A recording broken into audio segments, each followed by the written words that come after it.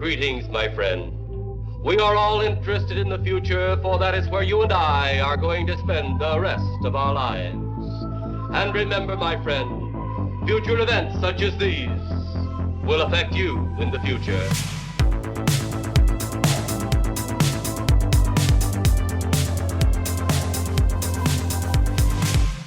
And we're rolling. We are rolling. Uh, Well, how's it going, Cory? I've missed the pre-roll banter. Yeah. But too many technical things to worry about. Mm-hmm. Yep. How dare you, Blake, for taking a week off? Oh, actually 2 weeks. 2 weeks. Mm-hmm. It's too much. It is. We miss you, Blake. What are we paying him for? Exactly. All those big bucks. Mm-hmm. We need to change that.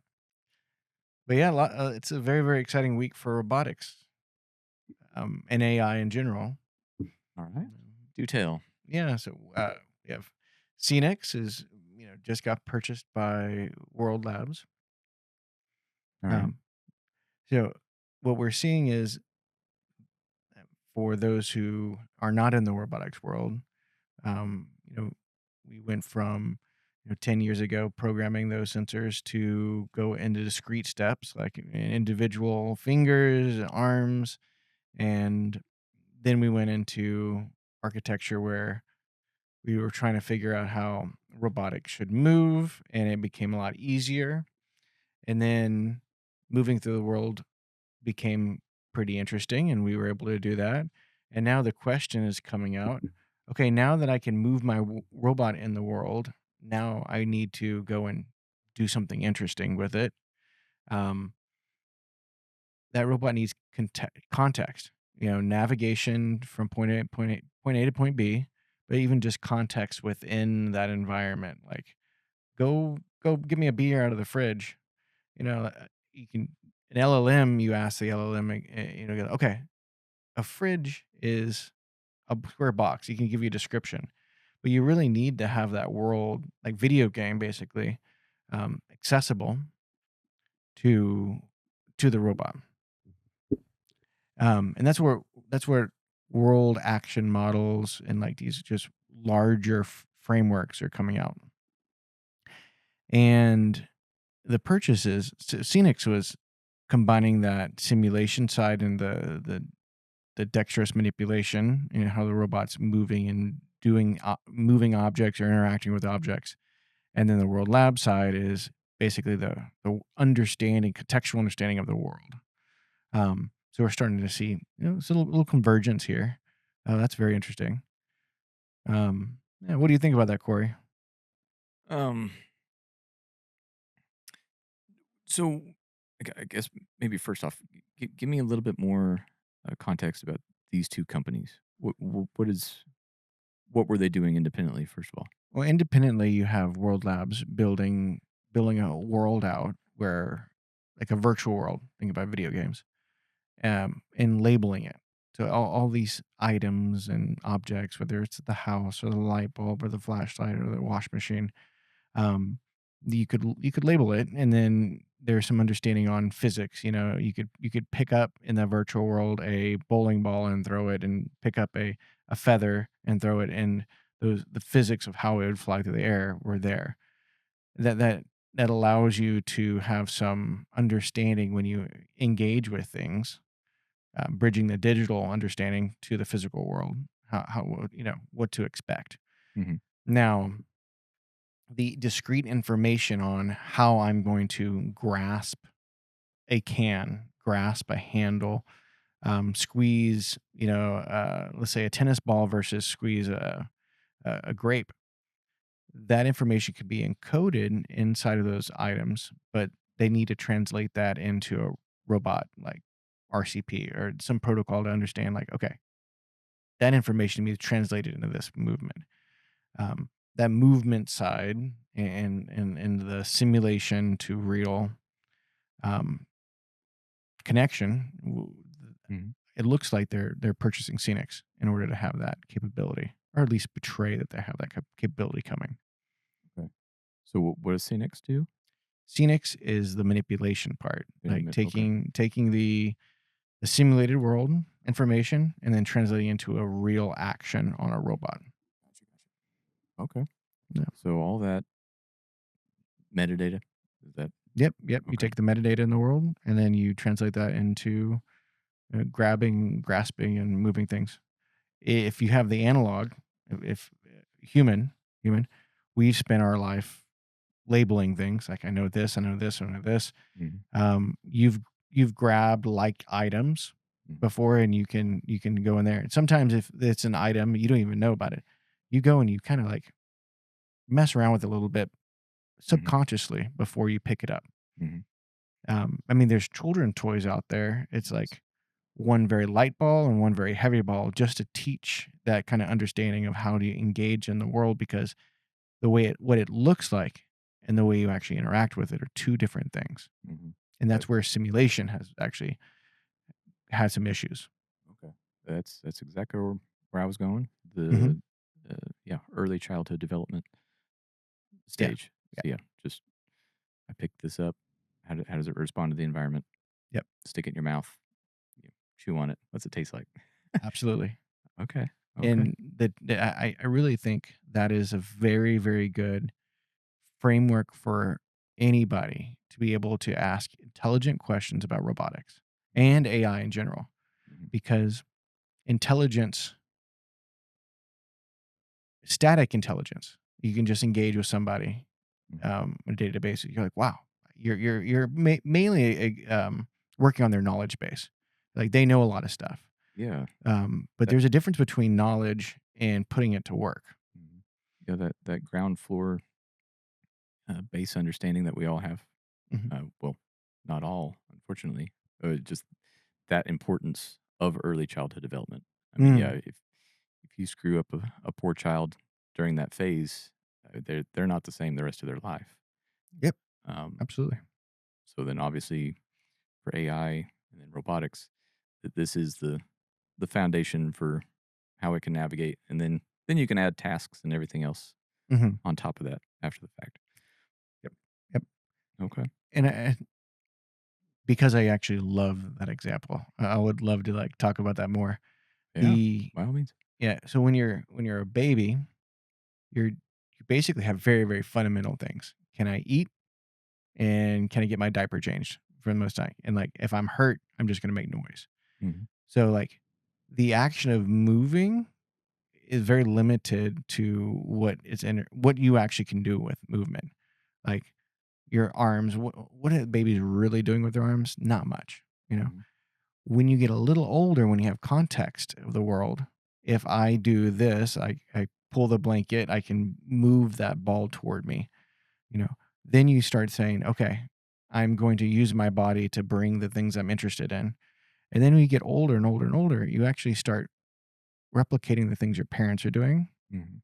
You saw that your parent brought that bottle down, that's put the cookie on the shelf, right? Mhm. And then you start associating and getting to a higher level and a higher level and higher level.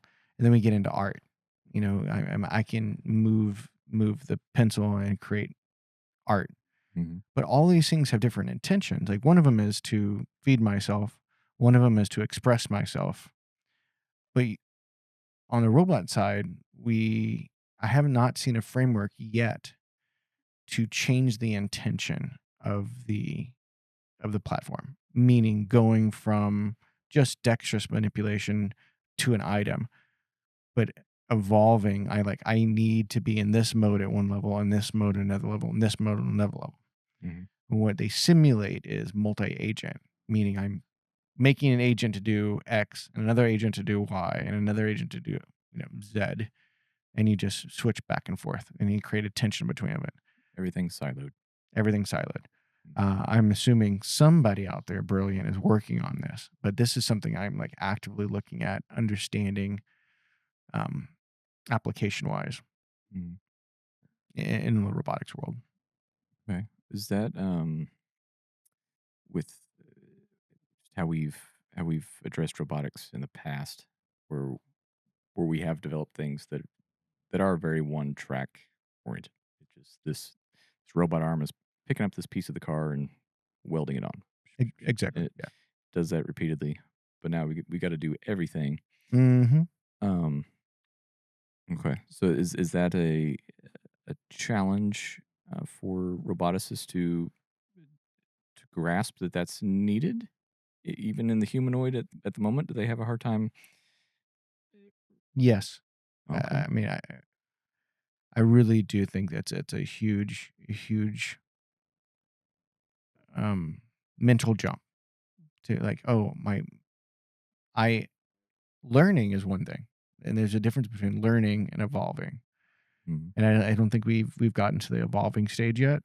We've got to simulation of evolving. Like, okay, I'm going to use this and this like siloed. But what I'm talking about, like the reason we have breakthroughs or we can discover new things or new ways to look at it is compare and contrast. Like I did something different. And on almost all of the robotics, what we're trying to do is we're going to try to actually do it the same exact way. We want to teach the robot to do something the exact same way every single time, and that's where like video language, action models like VLAs, they we're teaching the movement, and maybe we can get some context in there, but it's limited what it could do. And what we really want is we want half the robots doing action A, half the robots doing action B, which means like one of them is trying to do it for speed, one of them trying to do it for quality, one of them is trying to do it for inspecting, variation. And between the three, there's some tension between all the three, and then it's the delta, the contrast to actually make improvements. Oh, okay, we got a little bit faster. We did it this way. Next time I'm going to do it a little bit, try something else. Mm. And I haven't seen that in a model or in a robotics platform yet. But I'm very excited to see that. Okay. So yeah, if it's difficult for people to even just get their minds wrapped around that, Yes. let alone the fact that, especially as how specialized everybody is in their particular silo. Yep. So you really do have to work with massive teams to bring this all together. I mean, you can't be a jack of all trades. Of Mm, I'm going to recreate the human body or right. whatever it is. Is that also a challenge? I mean, obviously that's a challenge, but is that more of a roadblock than just people wrapping their minds around it? Or I think we're trying to do something, we're going about it in the incorrect way. My humble opinion. Um, we are trying to be, you know, the good doctor bringing Frankenstein back. Um, and we're going to get Frankenstein doing it because we're trying to get the robot to be human. What we really need is actually to figure out how we can get a human to use a server, like just a regular computer, to teach another human how to do the task. And it'll take a couple of years, but like if that interaction happens really well, that like digital exchange of information, not like a piece of paper, a digital piece of paper, but an actual digital dialogue, and how multiple humans and a machine could actually work together Mhm. to teach the triad there, human to human through a machine. Until that's done well, I don't think that human to robot spread is ever going to really work, because we really we haven't taken the time really to understand how to just do that first step, the human to digital.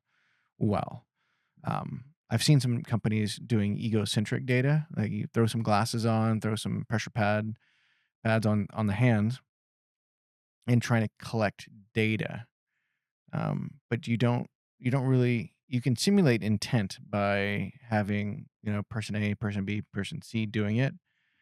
But until you have that AI like master student, asking you, why did you do that? Tell me about this. Tell me about your delta, labeling the information. Yeah.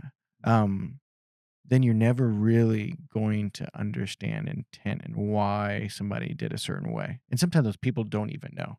That's the magic, actually. The magic is for that person to be like, I don't know why I did that. I can think about that a little bit more, because any master teacher actually is stumped all the time because their students are constantly refining the teacher Mhm. as well.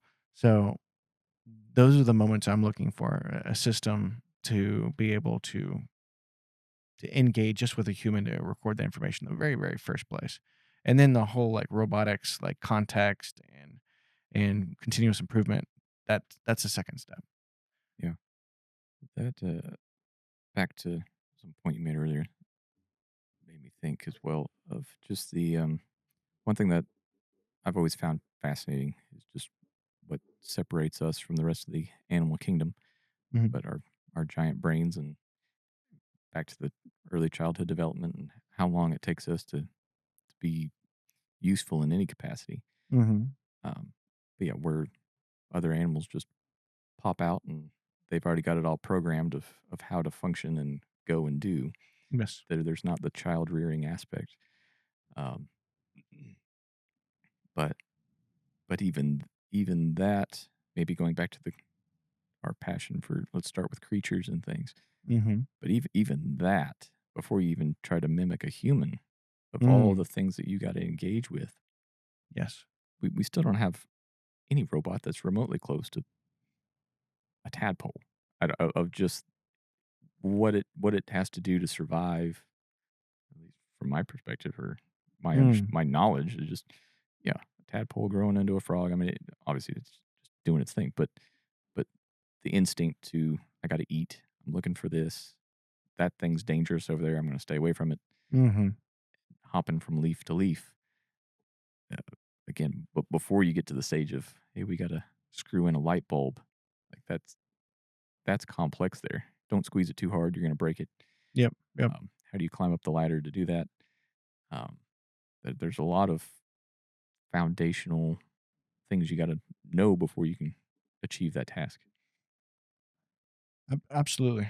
And to bring it best back to the robotics and human interaction side, and then story and narrative and robot to robot, interaction we talk about kind of constantly is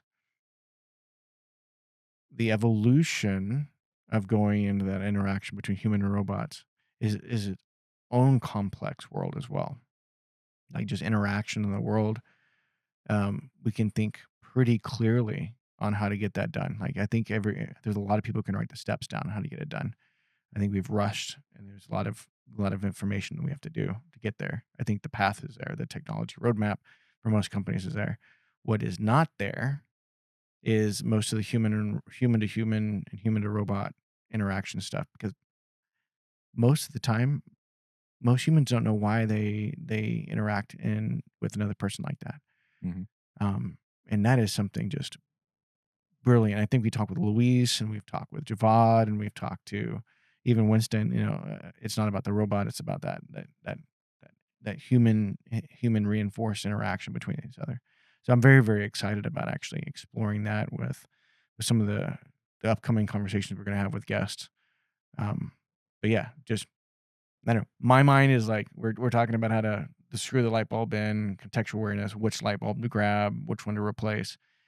I can see the roadmap done on there where we need to go. It's going to take time, but what's really exciting is the great unknown of that communication. We get the R2D2 is what we're talking about. Hmm. It's a C3PO. It's the human cultural um, interaction. That is going to be so exciting, Hmm. so exciting to figure out. And I don't know. I don't know how we're going to do that. Yeah. Well, that obviously that back to child rearing. There's so much of that that you have to learn how to engage in the physical space, Mm, but then our morals, standards, and norms of hmm. how to engage. You're saying we're so much of that is subconscious to us. How we engage with people. Yep. Why did I say that? Why did I do that? Well, that's the particular lingo of the day, Hmm. um, which that evolves with time.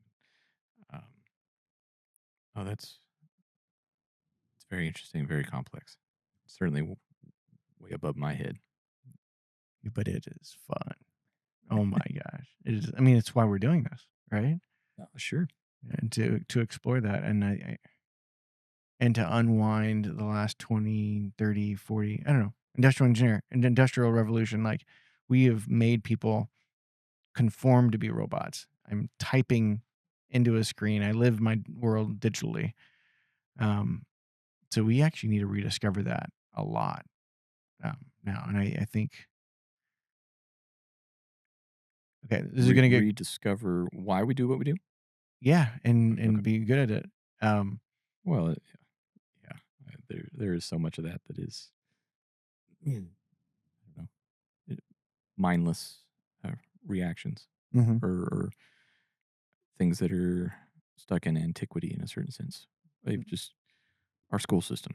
The bell rings. That's from the establish the 8 to 5 workflow, and all right, the bell rings, time for lunch. mhm, Back during when our miners were out doing their thing, and you had to work in that assembly line, and but how many people even just know that? I mean, I know there are a lot of people that do, but mhm. for the masses, that's not the case. You just why is it this way? It's just, Yeah. well, yeah, you start school when you're 5 years old. Kind of at that point, you're potty trained. There, other people can take care of you. Mhm, We let you go when you're 18. You know, legally you're an adult and all that, of course, but also at that point in time, it's just you are your own person. We can't control you anymore. So mhm. we're letting you loose to society. But there, but aside from that, there's really no rhyme or reason for some of those actions that we have. Certainly, in my humble opinion. Yeah, becoming very, very humble being a father. I started to practice. I don't say it, but my mind goes there really quickly whenever my kid asks me why.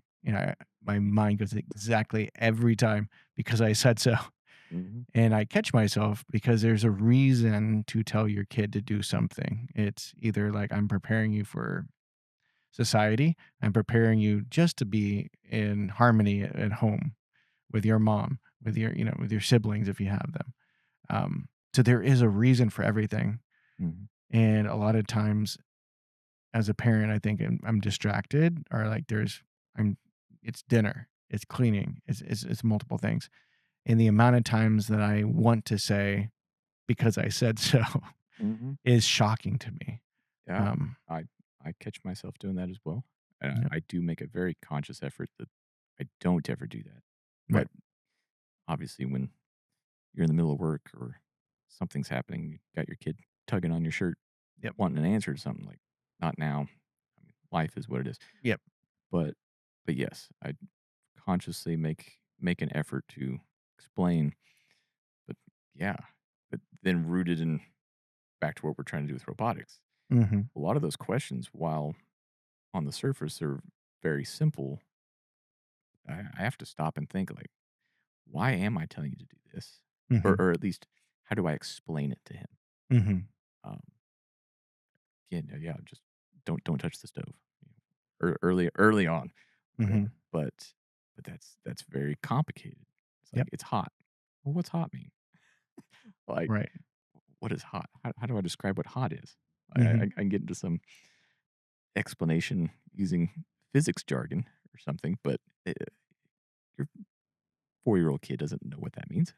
So Mhm. it's like, so some of those, like, they do have to find out for themselves. Mhm. Ah, I burned my hand. That's hot. Absolutely. Uh, so what, from that robotic sense, is that truly just a playground to just turn them loose and go explore? How does that work? I think that's a fascinating thing, and I think that is something that we're gonna be spending the next, I don't know, millennia figuring out because we're gonna figure out that robotics is a great way to divorce the digital and the physical. Hmm. We're gonna find out that robotics can be another tool. So if you have an app on the phone for your brain teasers or we're struggling, we're seeking for this, right? We have meditation apps, we have all this stuff, but you're still stuck in your phone. Hmm. You're still on that 2D screen with that crappy microphone and speaker, and Instagram and TikTok within two clicks away. Um, Yeah. so Back to my hot example. What yes, I mean, like Javad, but I would suspect he'd come back and it's like, well, that's what you got a sensor for. yep, Once it reaches a certain temperature, you need to step back. But that's again a kind of an easy thing that we all learn very quickly. hmm But the minutia of everything else of engaging in the world that is subconscious that we do just have to experience. I don't know. Again, I have a difficult time explaining what hot means, let alone I don't know anything else. Or just engaging in society. Just you Hmm. got to go out there. You got to talk to people. Yes. Like if you want to date, if you want to court a woman, like Yep. you just gotta go up to the plate and swing. Yeah. And then, well, that didn't work. I'll try again. Try again. Right. And all of those the subtle nuance of facial expressions, body language. Hmm. That's you can't teach that. You just have to experience it, Yeah. And anyone can get better. and you can't code that. No. You can't teach it. You certainly can't code that. And because it's almost an infinite amount of variables there. Mm-hmm. Actually, it is an infinite amount of variables Yep. because everyone will be new. Everyone's interface in the world is new. Everyone's, um, and one of my favorite things as a waiter was to run psychological tests with people. Like, oh, I have this new person. It's so fun.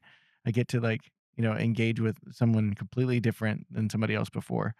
Um, and yes, some of it was pointed like tips, you know, because the majority of people are, it's going to be that 20% of your bill. So, what do these guys want? How can I get that bill as high as possible? Mm-hmm. Sometimes it was about fantastic service.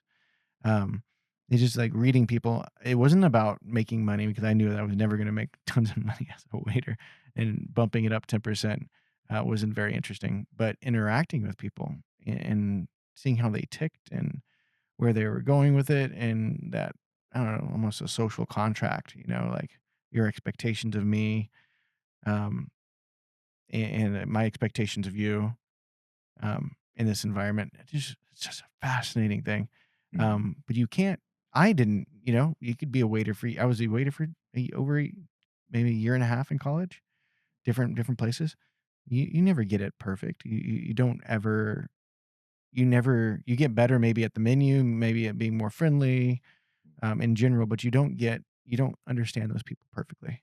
And Mm-hmm. it's always a new puzzle to solve. And I think that's something really great in robotics. Once again, it's not about the robot. It's about who we are around that robot. And so if we try to make the robot perfect, we fail. If we in this endeavor, right? In the human and robot interaction, if we optimize for the human interaction, we're gonna win. Anyone's gonna win there because that's what it's about.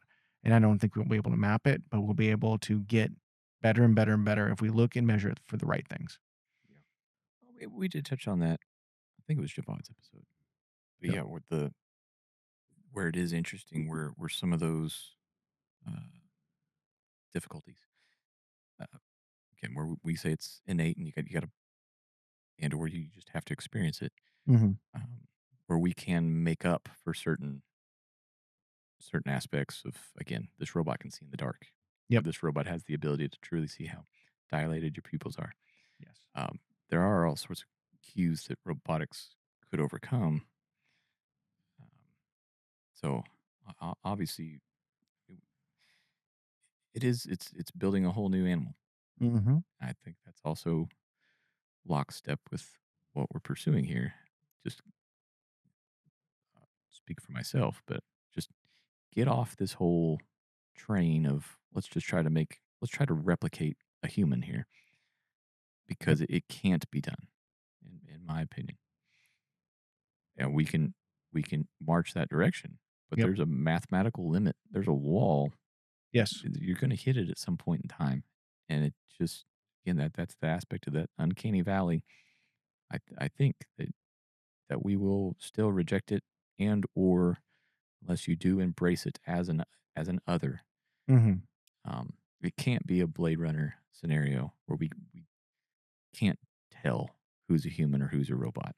Yes. I don't think technologically we'll ever get to that point for a host of reasons. But but again, I don't see what's wrong with again embracing the other. It's something else. Let's do it. Mhm. gonna be exciting. And Yeah. Right. the robotic tail that Winston's making, that's gonna be very helpful. Yeah, that'll make it easy. Look over there, and yeah, that thing's got a tail. Um, I mean, do you concur with my assessment there? Again, that limit that Yeah, it's again one of we've those. talked about some of this in the past, but I think the mathematical term, there's an asymptote that just like goes to infinity and takes infinite energy to get closer and closer as you try to get to that point. But there's a foundational wall there, and we're already seeing this in compute. When you have such a big generalized model, you need a big generalized like big old piece of hardware running it. mhm, Now we're just people are can distill those models down. We're seeing that happen as well. So it's getting more efficient for those models in order to know how to do everything every way possible with every variation. It's an incredibly huge endeavor there, controlling all of it. So like, sometimes the compute right now is actually more costly than anything else on the robot.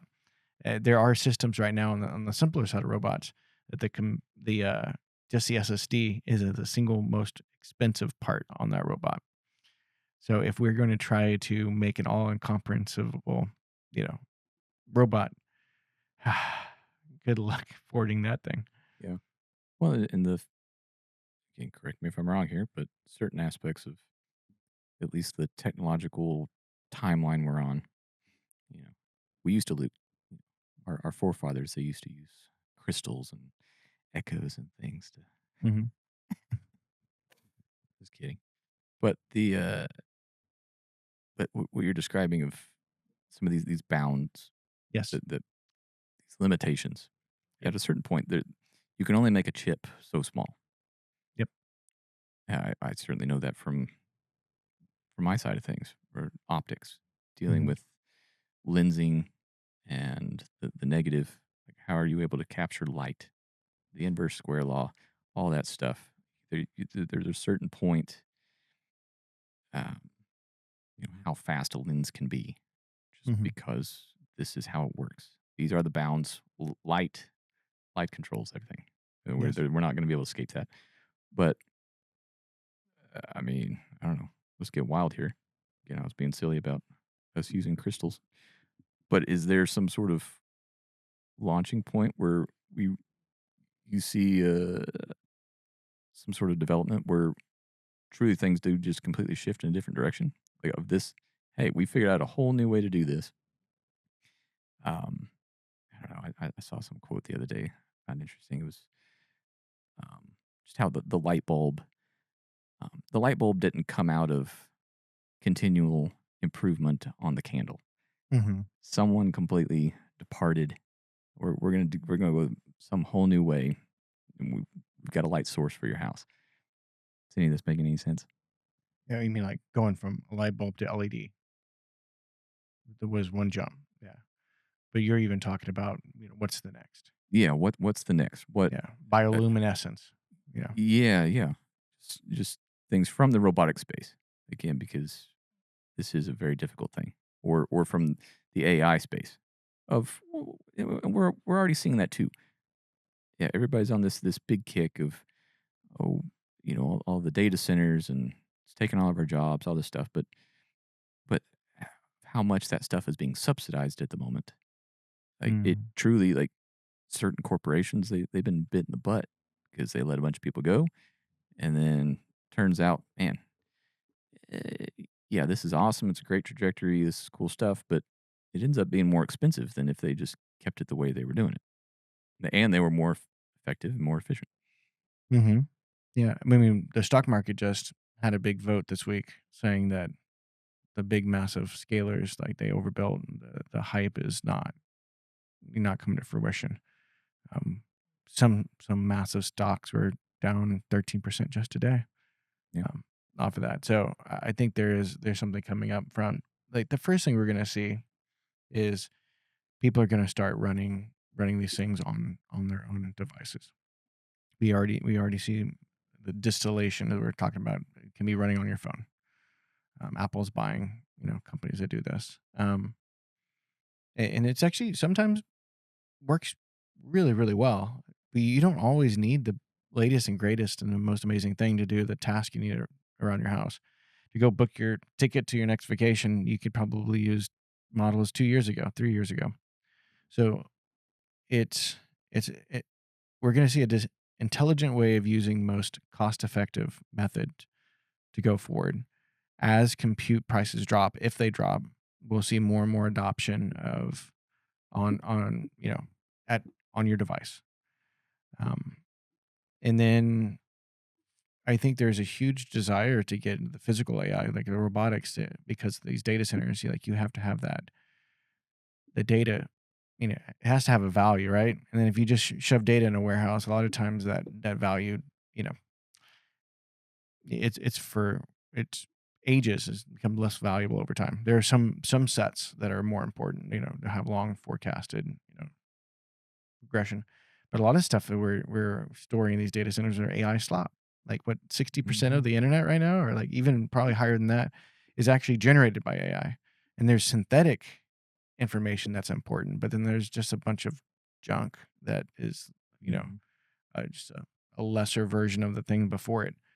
Um, so it's going to be a tricky thing. I mean, we need to move into a world of value, and I think the technologies and I think the workflows is just going to follow the same thing that we saw with cryptocurrency.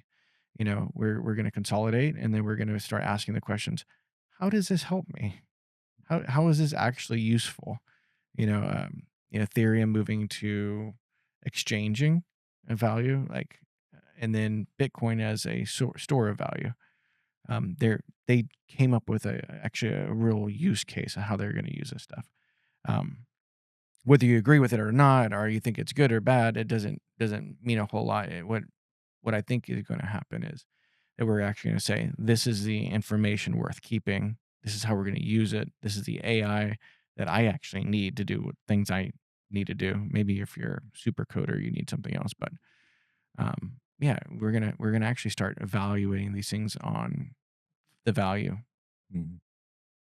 So it's the big pending bubble pop. Mm, I don't know. I mean, is it a tulip situation, or is it a bubble, or is it just going to be the kind of a great smoothing? The weird thing about AI models is that when you create the next best one, the one previously value drops to almost nothing, Mhm. and that's just it's insane to me. Like you can spend $1 billion or what, 100 million. I don't even know what is money anymore, Yeah. and then it just goes to zero. Mhm. That It's insane. yeah. That yeah, I certainly I don't know. While we're being somewhat at least probably coming off as being Debbie Downers here. I mean, at least for me, I'm all for it. I mean, Oh, just go and yep. explore the R&D. Let's see what this can do. Mhm. Um, but yes, at the same time, of true valuation Mhm. of being applied to things. Um, there's any number of ways you can look at stuff. I mean, I'm a PE ratio guy myself, Yep. but you know, but you compare Apple to Amazon or something, it's like it's so screwy. Mhm. Um, but yeah, when you're pouring so much capital into some of the stuff that yeah, it's worth zero the next day. Like how long can that go on Mhm. before you really start giving the people some back to value, some sort of value. You Mhm. need something there. Again, that's not the poo poo on experimentation and go explore. That's certainly my reckless nature. Just embracing capitalism. It comes with ups and downs. That is just the way that it goes. Um, so just go along for the ride. My view, but no, that is very interesting. Um, well, again, I just what are your thoughts on again being a dreamer here? Or like, what's your thoughts on like Elon's approach to let's go do all this in space? Math if if we just start with the data center in space, and for everyone else, I very, very humbly, I'm going to approach this because I'm not a astrophysicist. I'm not a rocket engineer. Well, I did electroplate rocket engines, but Oh, I'm not a rocket engineer. Um, this man's ego is second to none. I think it's brilliant when you stick something in space and you put some solar panels on it and you're 24/7, you're charged. You get the maximum return on investment on that solar panel. So it makes perfect sense on an energy side of things in space. With what I haven't looked at enough is thermal management. Like you have a very hot data center. How are you expelling that into space? Because space is kind of a vacuum and thermal management can be tricky. Um, but yeah, I mean, if he can reland a rocket multiple times, I'm sure that's not going to be a big problem. Mm-hmm. My biggest thing that I don't understand is that mass ratio. Getting that much mass into space costs money, even with a massive rocket, which is in and of itself incredible. You get it up there, that's fantastic. But then there's a company called Privateer. Privateer whole you know job right now is tracking space debris, and they charge companies to give them information on where space debris is going to be and how to move their satellites proactively to get away from that so they don't get destroyed. And so I'm could guarantee you that Elon has some of the same stuff because he has so many satellites up there, so he knows where all the debris is. He's moving these things. But as that size of that thing gets bigger and bigger and bigger, and as that field of things get bigger and bigger, we're gonna have to figure out how to like just manage the space debris. Um, so there's so many questions, Yeah. and I'm assuming there's some incredibly intelligent people, dealing with this. But it is a monumental task, like everything else he does, and it's really cool engineering's coming. I'm assuming there to make it a reality, if it's possible. Yeah. That at least again, speaking from the layman's perspective, you're the engineer here, but I've always found that my understanding that's interesting. The space debris thing, people always kind of blow that up out of proportion, and Mhm. obviously, let's not just chunk stuff into space. But when you're looking at it on the map, it looks like Wally or something. Mhm. The the globe there, stuff everywhere. Yeah. But space is enormous. It's all blown up, so you can actually see it. Yeah. But The thing that we're not talking about with data centers in space, and I hate to bring this up, is there's programs from other countries. We won't name them, and they can right now they're tracking they have ability to blow up every single like satellite, almost instantaneously out of orbit. So having satellite communications is very convenient, um, and actually cost effective, but is incredibly dangerous because if your foreign actor can blow it all out of space, you know, within seconds, versus if you have a bunch of like independent satellite or like antennas on radio stations all across your country, it's actually more resilient on ground, and cables under the ground is like really hard to destroy. So like like once you get a data national, center up there. yeah, national security and everything else that plays a role in all this stuff. Mhm. Absolutely. So yeah, all that. I mean, the same thing with the Hyperloop. I love the idea of the Hyperloop. You have the vacuum chamber. You're shoving down a vehicle down the track, and it can go. Um, but the problem is, you have one bad actor blow up one hole in that vacuum chamber, and you've taken down the entire thing for a while. So that's why maybe underground vacuum tubes. There is a security thing that we have to worry about, and then the world becoming a very hot place. And then we're getting really, really good about using proxies, and we're getting really, really good about saying, oops, I didn't actually blow up your data center. I blew up, we had a malfunction on the other country's satellite, and it actually pushed debris on your side. I am so sorry. It was a mistake. We didn't do that on purpose. You can control the narrative very easily. So space is going to be very, I mean, there's a reason why we have Space Force. Yep. Well, that um, what's that principle? I mean, to me again, I keep just saying mathematical limit. Like we're hitting a wall, Mhm.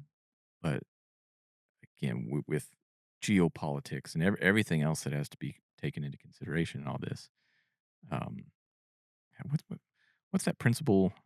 Whatever it is, say like you say we sent some astronauts, they're going to the next galaxy Mhm.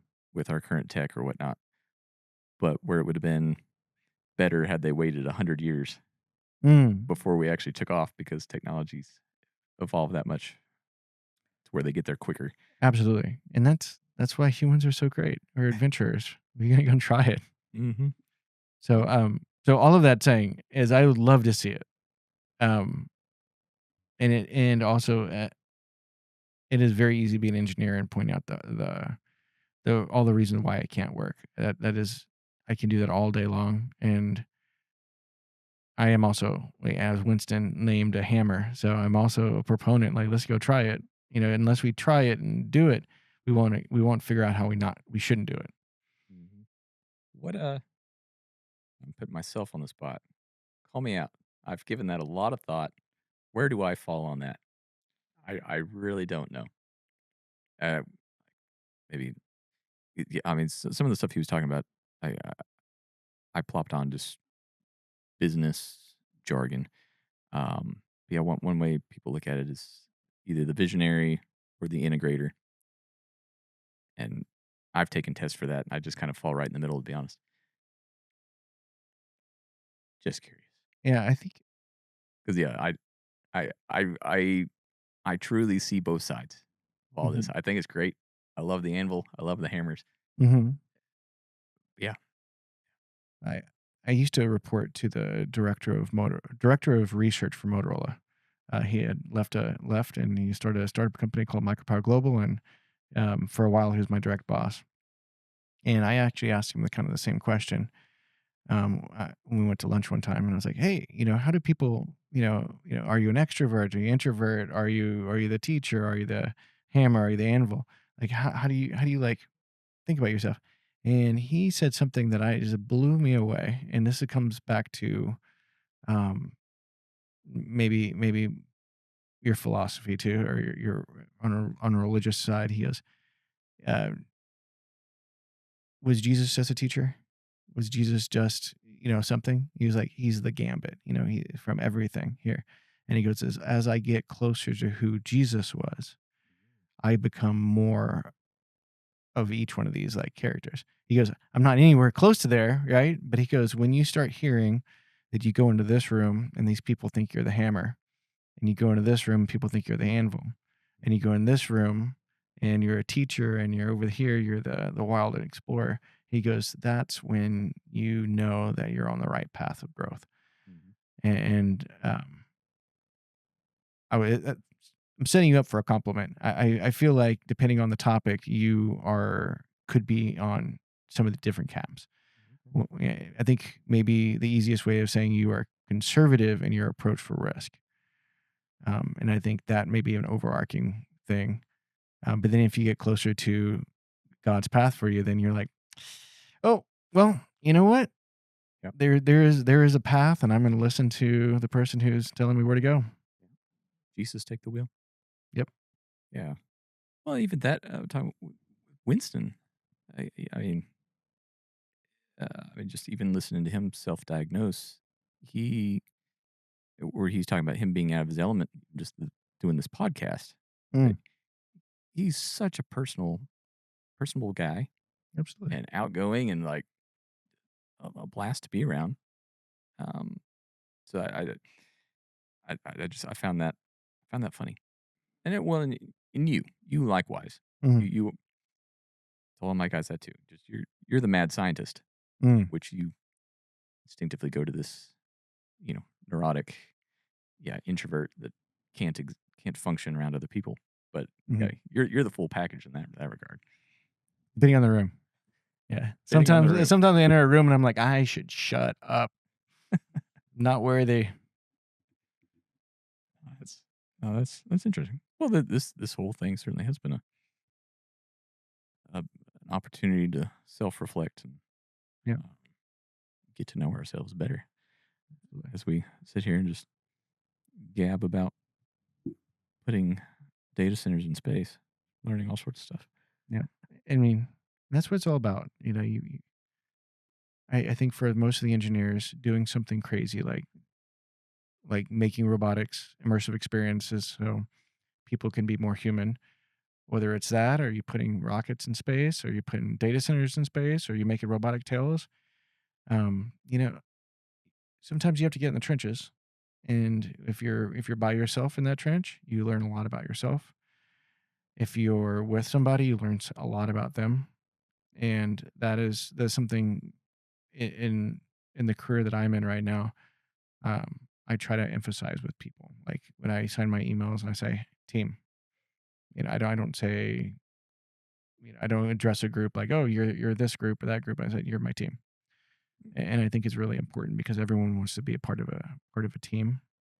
Everyone wants to do hard things. They want to live an adventure, and they want ways to connect. Um, and what is life without adventure? You know, Yeah. and and and what is I mean, it goes right. Respect is not earned. No, respect is earned, not given, right? Mm-hmm. And that's because you have to do hard things. Like you have to go and maybe be uncomfortable Mm-hmm. a little bit here. And I think there's where the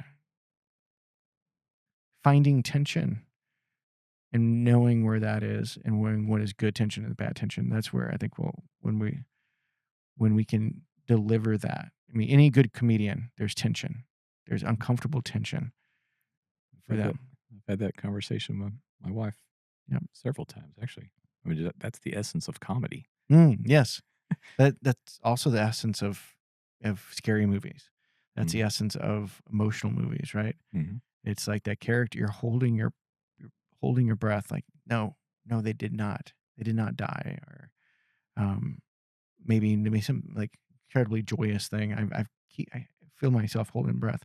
So if we create experiences with physical AI that creates that tension, Mm-hmm. that's gonna be magic. That's my data center in space. That's my reusable rocket, you know? All right. So, Well, at least one of those have been accomplished. It, yes, it can be done. absolutely.